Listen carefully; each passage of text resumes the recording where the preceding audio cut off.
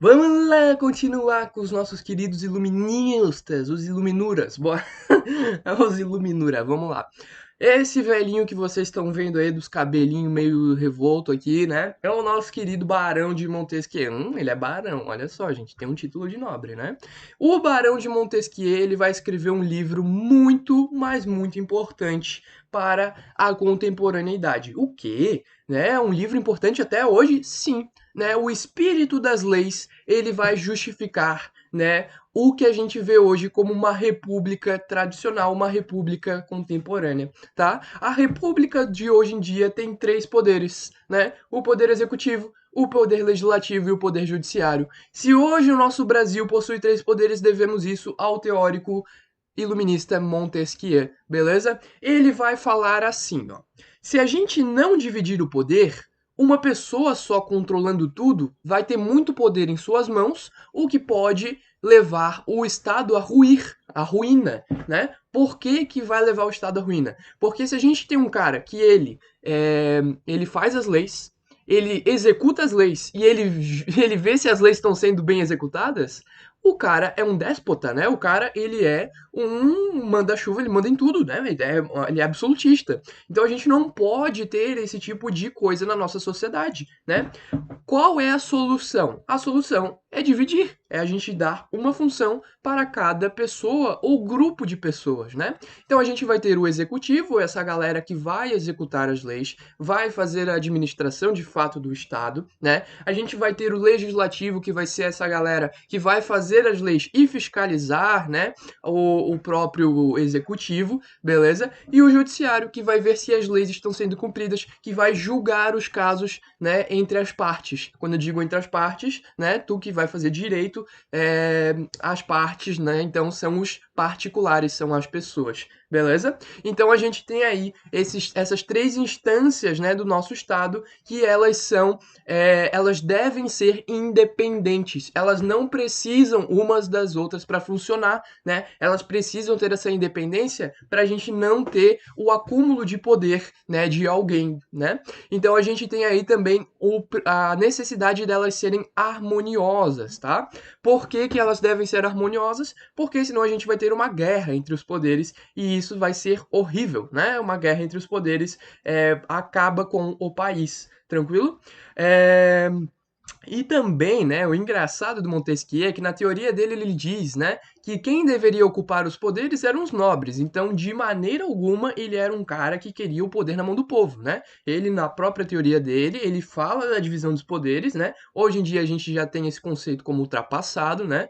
Não são apenas os nobres que devem ocupar os poderes hoje em dia, né? A gente tem que colocar o povo lá também para ter uma representação popular, certo?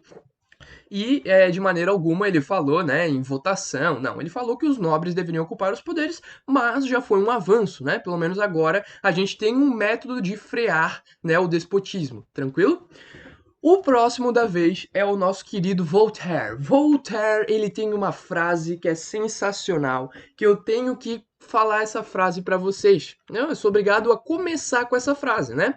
Ele diz assim: "Posso não concordar com nenhuma das palavras que você disser, mas defenderei até a morte o direito de você dizê-las." Olha só que frase linda, né? Quem disse isso foi o Voltaire. Então a gente já tem aqui uma noção do que o Voltaire está falando, né? O Voltaire, quando ele diz que ele vai defender até a morte o teu direito de dizer alguma coisa, é porque ele defende a tua liberdade de expressão. Então essa é a principal característica do pensamento do Voltaire, né? Das suas cartas filosóficas, né? Ele vai defender todo e qualquer tipo de liberdade, né, do ser humano. Ele vai defender a liberdade civil, vai defender a liberdade de expressão, né, a liberdade de ir e vir, né? Então o Voltaire ele vai ser um cara que vai fazer um compêndio de todos os tipos de liberdade que ele achava e julgava necessárias, tá? Então ele é contra qualquer tipo de censura, né? O Estado não pode censurar, né, a minha expressão, o meu direito de ir e vir, ele não pode me censurar. Eu sou livre para fazer qualquer coisa, né? qualquer coisa dentro das leis, obviamente, né? E ele é mecanicista como Newton. Como assim mecanicista, né? Então o Newton, ele vai escrever numa teoria, né, uma teoria mecânica, ele vai escrever como a natureza funciona, ele vai escrever, né, então, como a natureza progride e tudo mais. E o nosso querido Voltaire, ele vai tentar trazer isso para a nossa, para a política, para a sociedade. Então ele vai escrever como se fossem umas leis gerais, né, para a sociedade, que a sociedade tem que funcionar de um modo mecanicista, de um modo pronto, um modo certo, né, que então seria um modo cheio de liberdades. Beleza?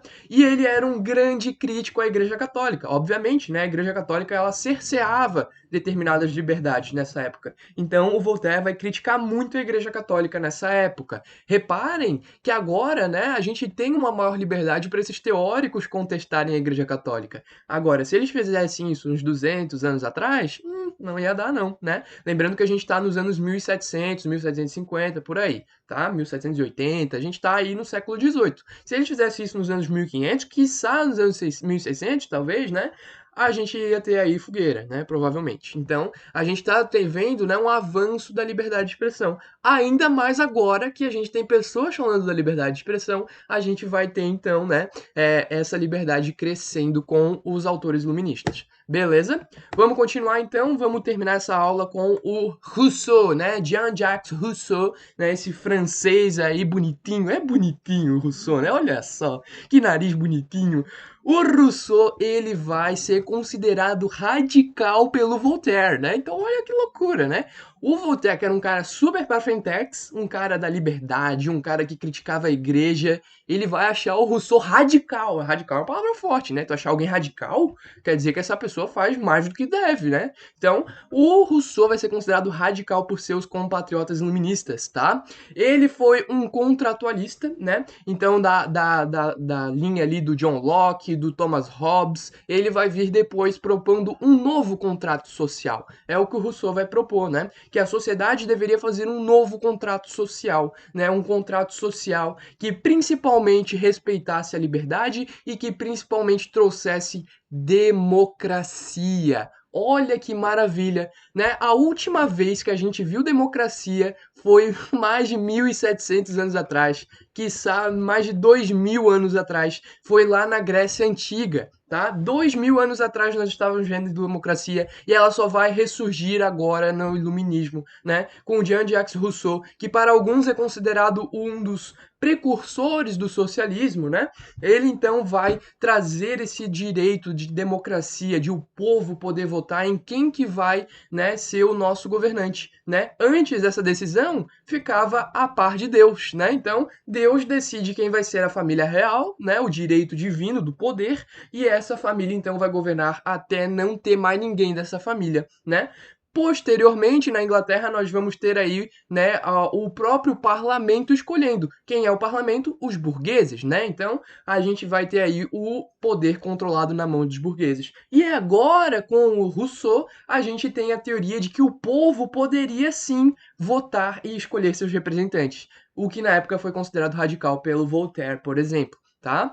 O Rousseau, ele tem uma rivalidade com John Locke. Por que que ele tem essa rivalidade? Porque ele considerava que a propriedade privada ela trazia a desigualdade social. E o John Locke, ele era o cara que mais pregava a propriedade privada. Ele falava que o Estado ele existia para proteger o direito à propriedade privada do ser humano. O Rousseau disse que não. O Rousseau diz que a propriedade privada é o que causa todos os males na sociedade. Porque quando a gente tinha lá os homens das cavernas, né, quando não existia, né, essa situação de propriedade privada, todo mundo vivia bem, né, era um comunitarismo tranquilo, né, as pessoas não brigavam, né, por conta de terras, por conta de posses. A partir do momento que o primeiro ser humano riscou um pedaço de terra para ser seu, aí a gente vai ter os males acontecendo, né? Aí a gente vai ter, né, a briga, a intriga entre os particulares, beleza?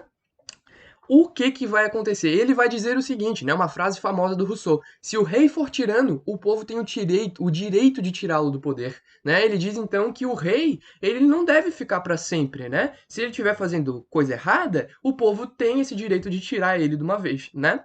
E ele também vai dizer que todo homem nasce bom e a sociedade que o corrompe. Essa sociedade com esse espírito, né? Esse espírito de competição, esse espírito de propriedade privada, esse espírito de eu preciso ter mais, os outros que se ferrem, ele vai dizer que isso que vai corromper o ser humano, que o ser humano não nasce com isso, pois a gente viu lá na pré-história que os homens eram coletivistas, que as pessoas não, as pessoas compartilhavam os bens, e a partir do momento que a sociedade vai corromper esse ser humano, que vai então trazer esses ideais individualistas, aí sim o homem vai ser corrompido. Beleza? Sobre Rousseau, eu espero ter feito uma boa síntese do pensamento dele, também de Montesquieu e Voltaire, que são os três feras, né, principais aí dessa escola iluminista. Vejo vocês numa próxima aula, uma próxima oportunidade. Valeu!